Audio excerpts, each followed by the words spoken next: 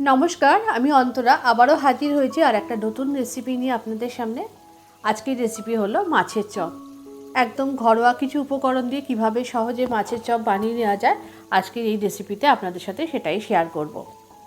এই মাছের চপ কিন্তু আপনারা রুই, কাতলা, ভেটকি যে কোনো ধরনের মাছ দিয়েই করতে পারেন। আমি কিন্তু এখানে আজকে করেছি একদম ঘরে থাকা রুই মাছের কয়েকটা পিস ছিল সেইটা দিয়ে। কাতলা মাছ দিয়েও আপনারা করতে পারেন।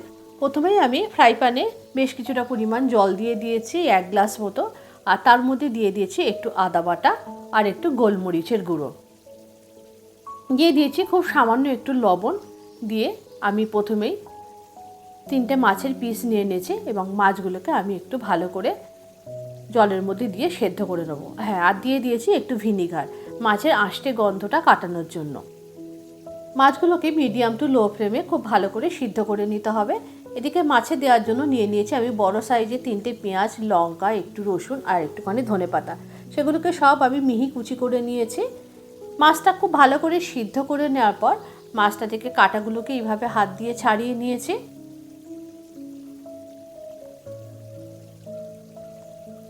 মাছগুলোকে ছাড়িয়ে নিয়ে আমি মাছের মধ্যে দিয়ে দিয়েছি 2টো সিদ্ধ করে রাখা আলু, খুব ভালো করে গ্রেট করে দিয়ে আমি খুব মাছের সাথে ভালো করে আলুগুলোকে মেখে নিয়েছি।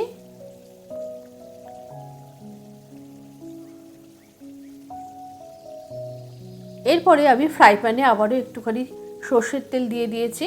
এই রান্নাটা কিন্তু সর্ষের তেলে দিয়ে করলে বেশি ভালো লাগবে খেতে। মাছগুলোকে এরকমভাবে ভালো করে মেখে নেওয়ার পর আমি কিছুক্ষণের জন্য রেখে দিয়েছি। আর এদিকে ফ্রাই প্যানে দিয়ে দিয়েছি বেশ কিছুটা পরিমাণ সর্ষের তেল। সর্ষের তেল দেওয়ার পর আমি প্রথমেই এর মধ্যে দিয়ে দিয়েছি কিছু বাদাম, খোসা সমেত। এই কাঁচা বাদামগুলোকে আমি প্রথমেই একটু লাল লাল করে ভেজে তুলে নিয়েছি।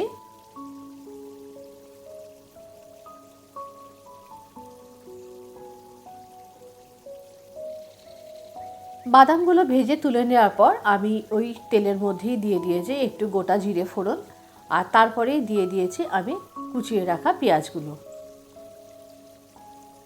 পেঁয়াজটা দিয়ে বেশ গোল্ডেন ব্রাউন করে ভেজে নিতে হবে, খুব বেশি লাল লাল করে ভাজার দরকার নেই।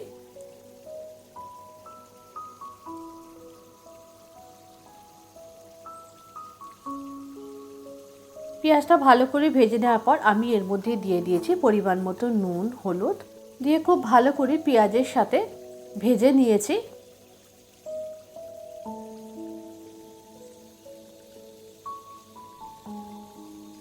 এরপরে এর মধ্যে দিয়ে দিয়েছি একটু গরম মশলার গুঁড়ো আর দিয়ে দিয়েছি একটু ভাজা মশলার গুঁড়ো।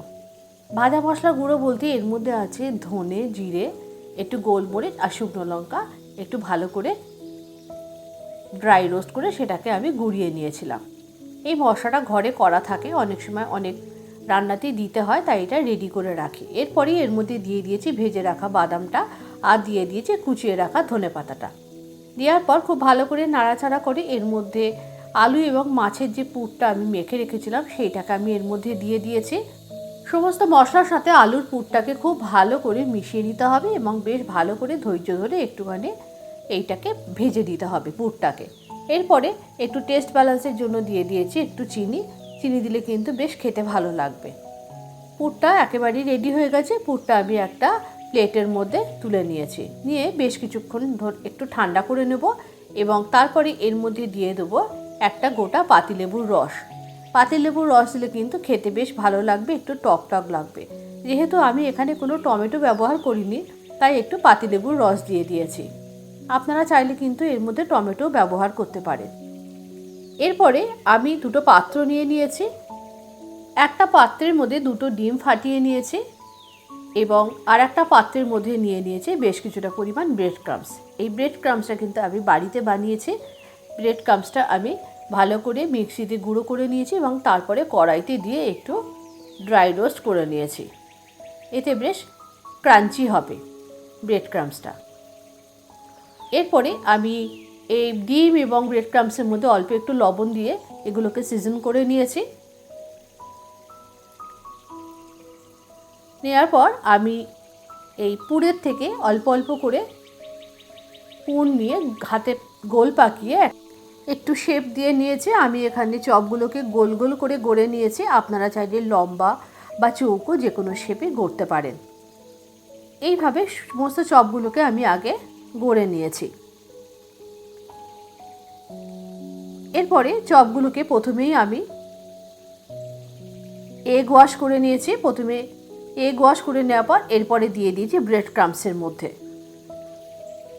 দিয়ে ভালো করে দুপিঠে ব্রেড ক্রাম্বস মাখিয়ে নিয়েছি। নেওয়ার পর আবারও আমি একবার এগ ওয়াশ করেছি, করে আর একবার ব্রেড ক্রাম্বস মাখিয়েছি, নিয়ে হাত দিয়ে চেপে চেপে চপগুলোকে গড়ে নিয়েছি।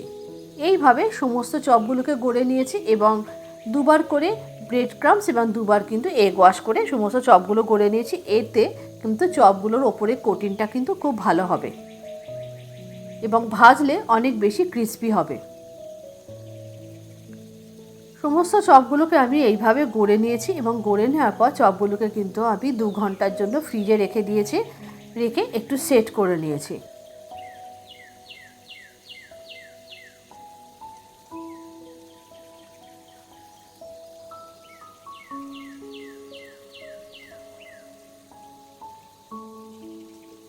এরপরে ফ্রাই প্যানে বেশ কিছুটা পরিমাণ রিফাইন্ড অয়েল দিয়ে দিয়েছি। এগুলো রিফাইন্ড অয়েলেই ভাজতে হবে এবং তেলটা বেশ ভালো করে গরম হয়ে আসলে এতে একে একে আমি চপগুলোকে দিয়ে ভেজে তুলে নিয়েছি।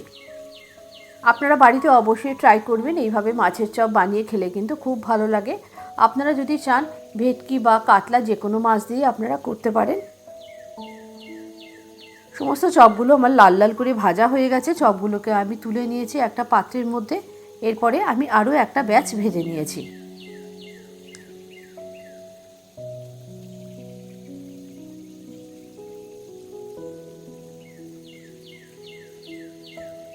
এইভাবে চপগুলোকে ভেজে নেওয়ার পর আমি একটা প্লেটের মধ্যে করে চপগুলোকে একটু ধনেপাতা, একটু কাসুন্দি আর একটুখানি কাঁচা পেঁয়াজের সাথে সার্ভ করেছি। আজকের রেসিপিটা আপনাদের কেমন লাগলো অবশ্যই একটু কমেন্ট করে জানাবেন। যদি ভালো লেগে থাকে অবশ্যই একটু লাইক করে বন্ধুদের মধ্যে শেয়ার করে দেবেন। আর আপনারা অবশ্যই বাড়িতে ট্রাই করবেন। ছুটি ছাটার দিনে বা সন্ধেবেলা বৃষ্টি হলে বা যে কোনো সময় কিন্তু এরকম টাইপের মাছের চপ যদি বানিয়ে ফ্রিজে রেখে দেন, তাহলে কিন্তু এইভাবে বানিয়ে আপনারা 15 থেকে 20 দিন পর্যন্ত রেখে দিতে পারেন এয়ারটাইট কন্টেনারে।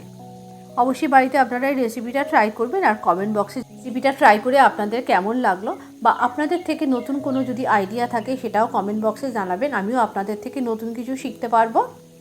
আবারও দেখা হবে পরবর্তী ভিডিওতে আর একটা নতুন কোনো রেসিপির সাথে। সবাই সাথে থাকবেন, পাশে থাকবেন।